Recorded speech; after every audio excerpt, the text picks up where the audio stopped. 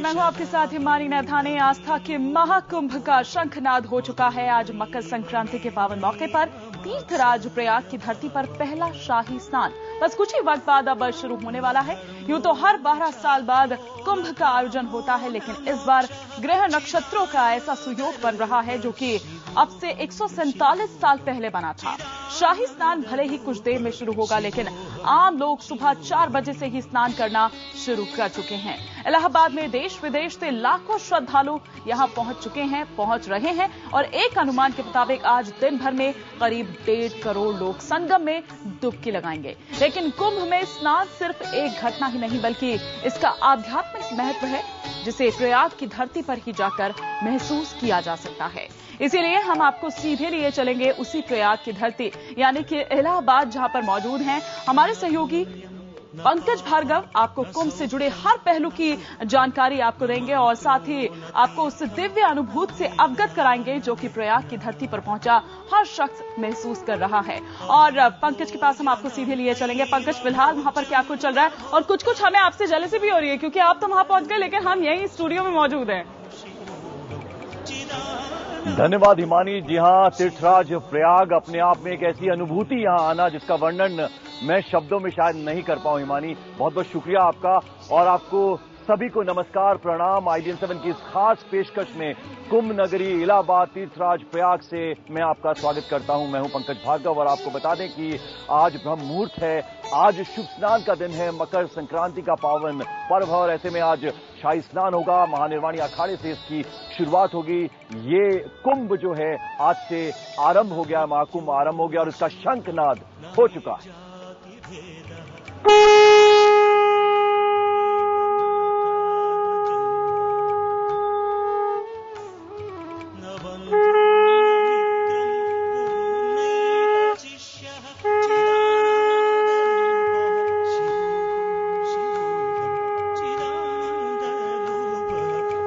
और ये बहुत जरूरी होता है हिंदू रीति की अगर हम बात करें तो शंखनाद के साथ इसका शुरुआत हो गई है। और आपको बता दूं कि यहाँ पवित्र संगम स्थली इसे कहा जाता है, संगम नोज है यहाँ जहां मैं खड़ा हूं इस वक्त। और आप मेरी बाईं तरफ अगर देखेंगे तो सुबह से ही श्रद्धालु जो है पूरी आस्था और भक्ति के रंग में रंगे हुए यहाँ संगम स्थली पर आ चुके हैं। मां गंगा, मां यमुना, मां सरस्वती, इन तीनों नदियों का अद्भुत संगम यहां पर है और आप लाखों की संख्या में श्रद्धालु यहां सुबह से ही भोर होते ही पहुंच गए हैं। यानी उन्हें रात भर से आने का सिलसिला उनका जारी रहा और जैसा कि अनुमान है आज आप समझ सकते हैं कि दिन भर श्रद्धालु जो है देश के कोने कोने से जो यहां पधारे हैं वो यहां इस संगम स्थली में आएंगे। क्या महिलाएं, क्या बुजुर्ग, क्या बच्चे और सभी यहां पर इस वक्त आ गए हैं इस संगम स्थली पर। और जैसा कि मैंने आपको बताया कि महानिर्वाणी अखाड़ा जो है वो सबसे पहले यहां शाही स्नान करेगा और उसके बाद तमाम अखाड़े जो हैं आज यहां स्नान करने के लिए आएंगे। और आपको बता दें कि 12 साल के बाद यह अद्भुत संयोग बना है और कहा इस बार यह भी जा रहा है क्योंकि जीवन और मरण के चक्र से यहां पर आकर मुक्ति मिलती है, मोक्ष की प्राप्ति मिलती है। और जो जानकार हैं, जो बड़े बड़े पंडित हैं, महाज्ञानी हैं, उनका यह कहना है कि इस बार एक तरह से वरदान है यहां पर स्नान करना। और जैसा कि अनुमान है, प्रशासन भी कह रहा है कि लगभग 1.5 करोड़ श्रद्धालु आज यहां ये शुभ स्नान करेंगे।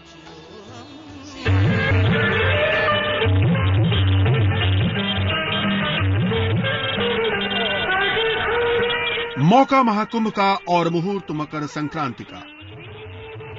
तीर्थराज प्रयाग में गंगा, यमुना और लुप्त सरस्वती के पवित्र संगम पर एक बार फिर भक्ति और आध्यात्म का सागर हिलोरे मार रहा है। मकर संक्रांति पर स्नान के लिए करोड़ों श्रद्धालुओं का रेला चला आ रहा है। यूं तो हर 12 वर्षों में यहाँ कुंभ पर्व आयोजित होता है जब बृहस्पति मेष राशि में होता है, लेकिन इस बार देवताओं के गुरु बृहस्पति वृषभ राशि में है।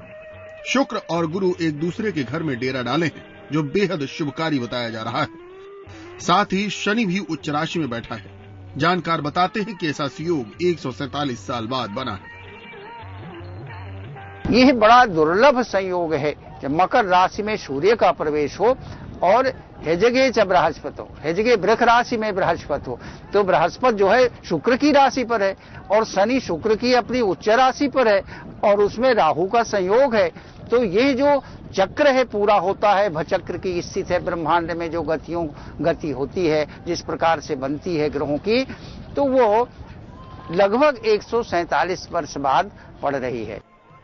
ग्रहों का ये अनोखा संयोग 13 फरवरी तक चलेगा। इस बीच संगम पर भारी सुरक्षा के बीच पहला स्नान जारी है। परंपरा है कि महाकुंभ मेले में आए 13 अखाड़े पहले शाही स्नान करते हैं, उसके बाद ही आम लोगों की बारी आती है। शाही स्नान के लिए अखाड़ों का क्रम भी पहले से तय होता है।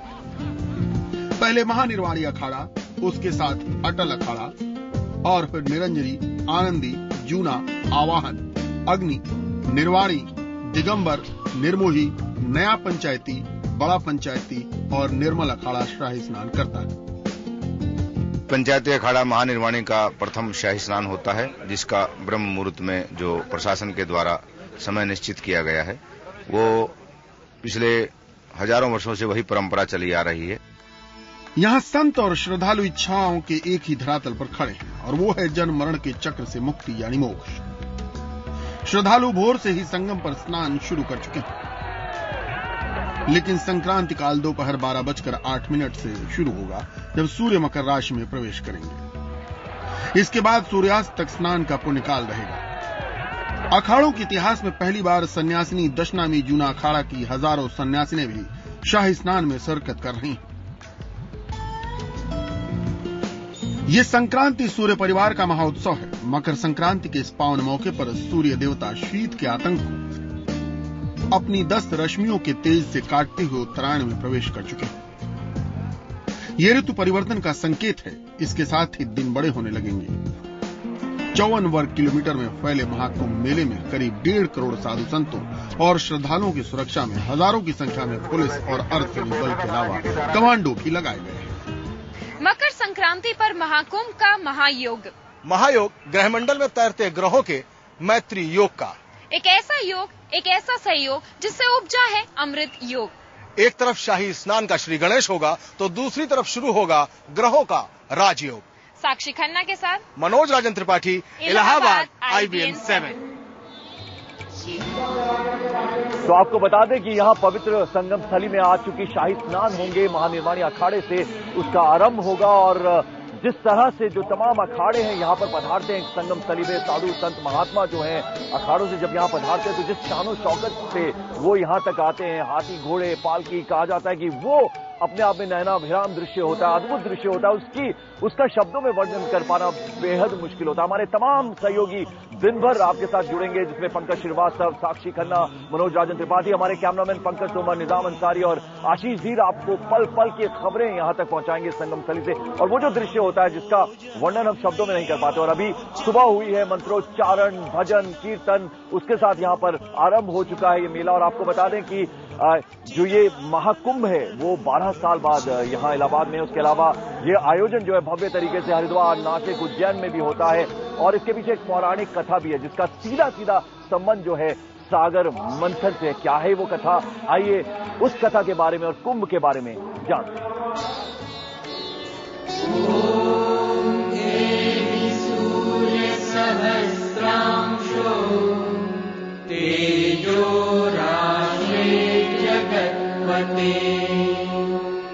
अनुकंपय मां भक्त्या गृहाणार्घ्यं दिवाकर।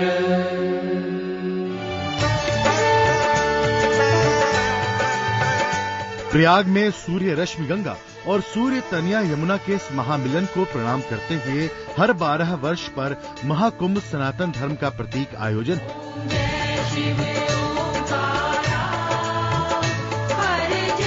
तीर्थराज प्रयाग अकेला वो स्थान है जहां 2 पवित्र नदियों के संगम पर कुंभ का आयोजन होता है। प्रयाग यानी यज्ञों की भूमि, जिसे पुराण पृथ्वी की जंघा बताते हैं, जहां प्रजापति ब्रह्मा ने सृष्टि की रचना के लिए यज्ञ किया। पुराणकारों ने समस्त ब्रह्मांड की कल्पना एक कुंभ यानी घड़े के रूप में की है, जिसमें समस्त ज्ञान, सारे महाद्वीप और महासागर विद्यमान है। इस तरह कुंभ का आयोजन ब्रह्मांड पर विमर्श का अवसर भी है। भक्ति मार्ग में मानव शरीर की कल्पना भी एक कुंभ यानी घड़े के रूप में की गई है। कबीरदास कहते हैं, जल में कुंभ, कुंभ में जल है, बाहर भीतर पानी, फूटे ही कुंभ जल जल ही समाना, यह तत्व कहें ज्ञानी। लेकिन आम श्रद्धालुओं के लिए कुंभ का रिश्ता उन पौराणिक कथाओं से है जिनका रिश्ता अमृत की खोज से है। इनमें सबसे प्रसिद्ध है समुद्र मंथन की कथा। कहते हैं कि देवता और असुर एक दूसरे को परास्त करने के लिए लगातार लड़ते थे। देवासुर संग्राम खत्म ही नहीं होता था। ऐसे में तय हुआ कि समुद्र मंथन करके अमृत निकाला जाए ताकि मृत्यु का भय न रहे। क्षीर सागर में मंदरांचल पर्वत को मथानी और वासुकी नाग को नेति बनाकर मंथन शुरू हुआ। विष्णु ने कच्छप का रूप धरकर मंदराचल को आधार दिया। इस मंथन में लक्ष्मी, कौस्तुभमणि, पारिजात वृक्ष, सुरा, धन्वंतरी, चंद्रमा, कालकूट विष, पुष्पक विमान, एरावत हाथी, पांचजन्य शंख, अप्सरा रंभा, कामधेनु गाय, उच्चैश्रवा अश्व और अंत में अमृत कुंभ निकला। लेकिन अमृत निकलते ही देवताओं ने असुरों को इससे वंचित करने का षड्यंत्र शुरू कर दिया। ये जो 14 रत्न निकले, इसमें लक्ष्मी के साथ साथ अमृत भी निकला और उस अमृत को लेकर के देवताओं और असुरों में विवाद हुआ। और उस विवाद को शांत करने के बजाय इंद्र ने चालाकी की। उसने अपने पुत्र जयन से कहा कि अमृत कुंभ लेकर के तुम भाग जाओ, और वह उसको लेकर के उड़ा। और जहां जहां उसने उस कलश को रखा, वहां वहां जो अमृत की बूंदें गिरी, वहां वहां कुंभ के पवित्र स्नान की परंपरा हमारे पुराणों में, हमारे शास्त्रों में वर्णित है।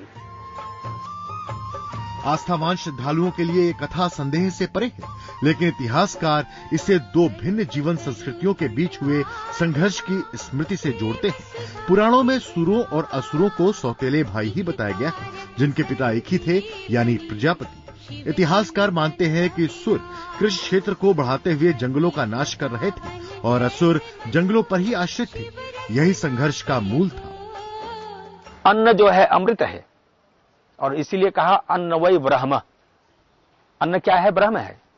और इसीलिए सतपथ ब्राह्मण से स्पष्ट होता है कि चूंकि अन्न, अतिरिक्त अन्न सुरों के पास, देवताओं के पास हो गया, तो कहा कि इसलिए ये अमर हो गए। जो भी हो, समुद्र मंथन की ये दिलचस्प कथा हजारों साल सुनी और सुनाई जा रही है। लेकिन जहां तक कुंभ पर्व के आयोजन की बात है, तो इसका सिलसिला 12वीं सदी के पहले से नहीं जुड़ा। आदि शंकराचार्य ने 9वीं शताब्दी में सन्यासियों को दशनामी अखाड़ों में संगठित किया था, जिनके मिलने जुलने के आयोजनों ने आगे चलकर कुंभ का रूप ले लिया।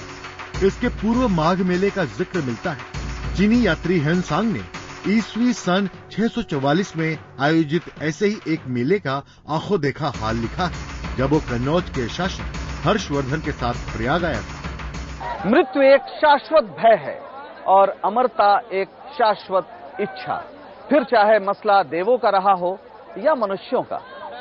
शायद इसीलिए यक्ष प्रश्न के जवाब में युधिष्ठिर ने सबसे बड़ा आश्चर्य यही बताया था कि हम अपने प्रियजनों की मृत्यु रोजाना देखते हैं, पर समझते हैं कि हम नहीं मरेंगे। कुंभ दरअसल अमर होने की इसी लालसा का उत्सव है, और 21वीं सदी में इस लालसा का रिश्ता सिर्फ इस संगम से नहीं, दुनिया भर की उन प्रयोगशालाओं से भी है, जहां तमाम विज्ञानी इस लक्ष्य को भेदने में जुटे हैं। पंकज तोमर के साथ पंकज श्रीवास्तव, इलाहाबाद, IBN 7।